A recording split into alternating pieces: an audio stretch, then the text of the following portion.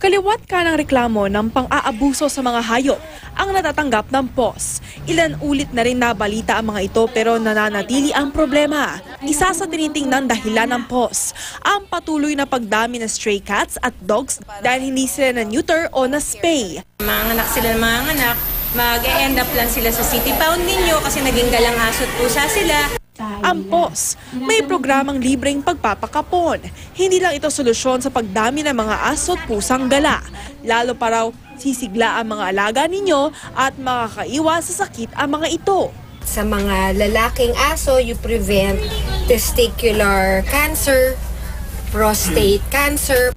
For female dogs, you can prevent breast cancer, ovarian cancer. Definitely, health-wise, to preserve and lengthen the life of our pet.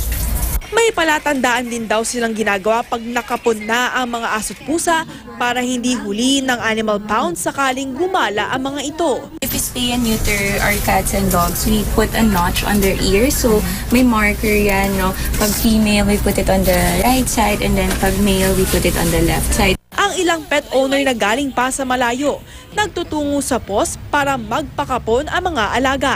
Para hindi na sila dumami. Mas maganda rin para mas healthy rin ang katawan nila pag nakapon. Paalala lang nila, bago ipakapon ang alaga, tiyaking masigla at hindi kumain bago ang operasyon. Sabi nga namin sa POS, huwag itapon, ikapon. Katatibayan nakatutok, 24 oras.